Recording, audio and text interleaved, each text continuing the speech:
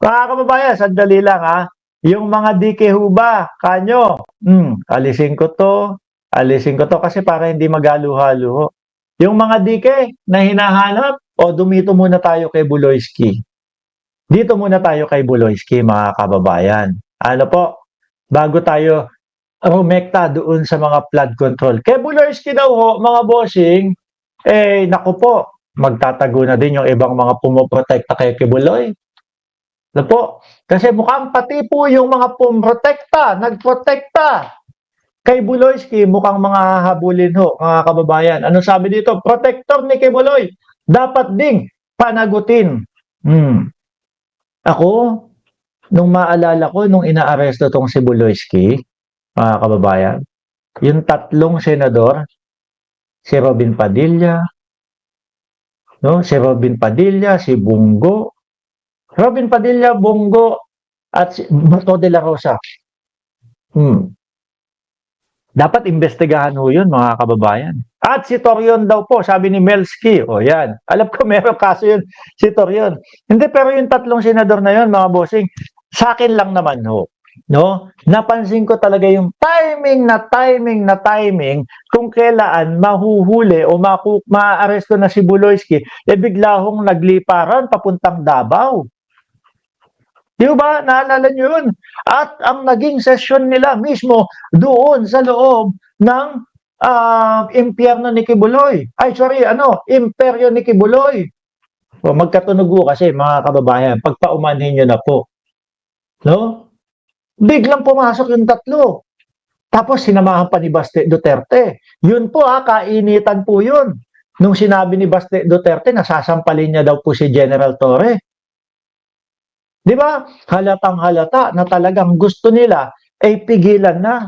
Paalisin na yung tropa ni General Torre, mga bossing. Si Baste, ang naalala ko noon, anak ng tinapa, ang yabang-yabang. Sabi, gusto ko, pangarap kong makasampal ng isang general. Nasa harap niya na si Torre, wala ho. Barbie. Ano po, hindi makatitig eh. O, tapos nung medyo kinalaunan na ho, mga kababayan, medyo humupa na yung usapan na ganun. Anak ng tinapa, bumanat na naman si Baste. Kung magsuntukan daw sila, bubugbugin. Ayun, tumakbo ng Singapore. Barbie nga talaga. At eto, ang mismong narinig ko, no? Sabi ni Bato de la Rosa, ang sabi ni Bato, Nick, wala nang patutunguhan to eh.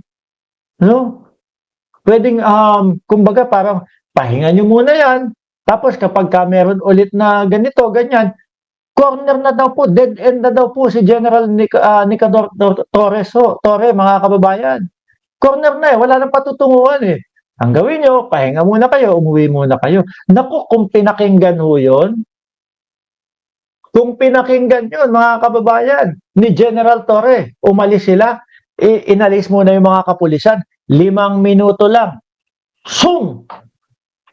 Malamang ho, ito si Buloyski hanggang ngayon pinaghahanap pa din. Mga bossing, wala na yung mga kapulisan, clear na, labas agad. Magtatawanan na ho sila niyan. Ano po? Sa Tondo, bata lang susundot dyan kay Baste. Sabi ni Manolito Enriquez. Magtatawa na ho yan. Pero, matindi ho yung Torre, mga kababayan. Hindi sila pinakinggan. Pagkatapos, nung hearing na yon, na mismong ginawa sa loob ng imperyo ni Kibuloy, tinawanan lang ho sila. No?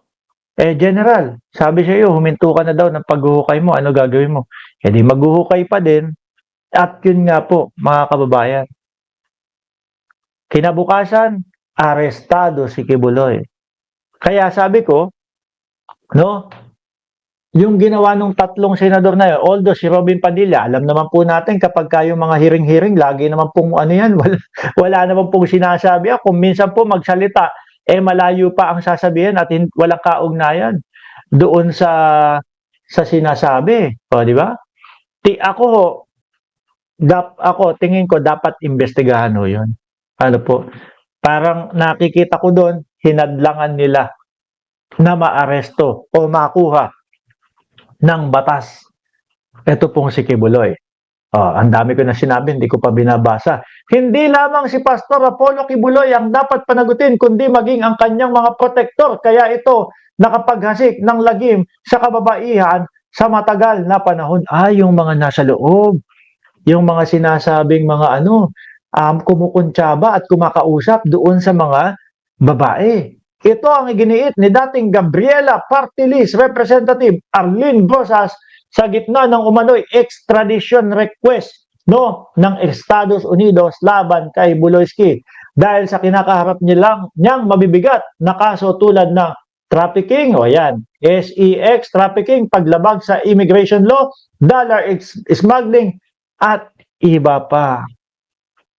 May katutunguhan ito si Kibuloy.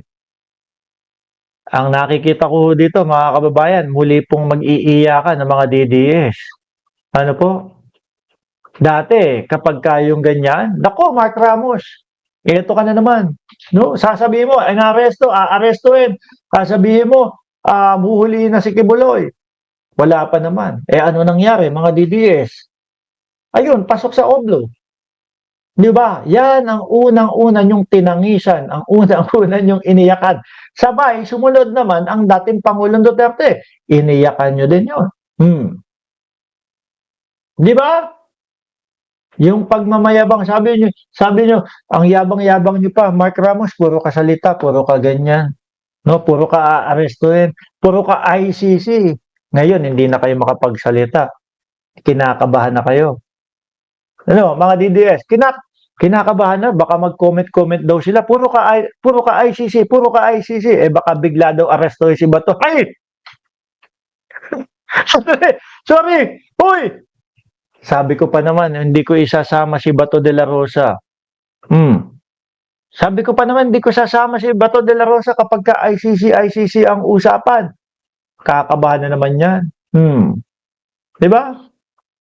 Ngayon mga kababayan, ito, nalalapit na ang paglipad nito. Nalalapit na ang pangingibang bansa nito. Sabi siguro ni Buloyski, akala mo ikaw lang Duterte, akala mo ikaw lang ang mangingibang bansa, papalapit na din ako dyan. No, dahil sa nakikita ko, ang pwede lang sabihin sa kanila ng Estados Unidos, kayo nga diyan sa Pilipinas, di ba? Almost mawala-wala na yung kaso niyan. Muntik nang mabasura ng tuluyan yung mga kaso diyan sa Pilipinas. Dito sa Estados Unidos, simulat sa pool, wanted yan. Pine-fake news pa ng mga DDS. Fake news, sabi, si Bungal, yung pagmamalaki, 1 milyon daw ang nakukuha o 1 milyon daw po ang sinusweldo, anak ng tinapa, ilang buwan, Bungal. Dadalawa ang ngipin sa taas, dadalawa ang ngipin sa baba, 1 milyon. Magkano lang ang papusteso? 50,000. Ipapakalat pa na si Buloyski daw halos maabsuelto na sa Estados Unidos. Yung pala, ang nababaan po ng sentensya, yung mga kasapakat dati ni Buloyski. Yung mga kasapakat niya na tumutulong sa kanya dati. Di ba? Ngayon, bumaba ang sentensya. Bakit to? Kasi nakikipagtulungan na po sa Estados Unidos, mga kababayan. Kaya ang ending ho nito, malamang si Buloyski, iwan na sa ere. At sasabihin ng Amerika, sa amin matagal, alam nyo matagal nang wanted sa amin yan. No? Alam nyo na talagang ilang taon na naming hinahagilap yan at meron pang nakapatong na 2 milyon sa ulo ni Buloyski. Yun lang mga kababayan, ang sasabihin ng Estados Unidos. No, tapos may extradition treaty pa po ang Pilipinas at ang Estados Unidos. Alangan namang hindi na po yun. Hindi na po galangin iyon, mga bossing. Diba, imposible ho na hindi galangin yun, mga kababayan. Malamang sa alamang ho yun, talagang mangyayari at mangyayari. Hindi man po ditong buwan, dahil patapos na ang buwan, baka susunod na buwan, nako, iyakan na po. Sabi ni Ma'am Chris Rose, sino kaya makakakuha ng 2 milyon? Si Chip Torre. Hindi, kumbaga wala na yun. Kumbaga, baka ibigay sa Pilipinas, ano? Baka ibigay sa bansang Pilipinas. Oh, dahil kayo ang nakahuli. O, pwede din. Si Torre nga din. Dahil siya yung masigasig eh, na umaresto kay Buloski. Oh, siya yung masigasig eh, na talagang nag-abang, pinagtatawanan na nung iba. Pero sabi niya, hindi. Nandito ang heartbeat ni Kibuloy. Nandito, may pintig ng puso. Ayun. Pagkatapos po nung naaresto, iyakan na po yung mga DDS. Di ba?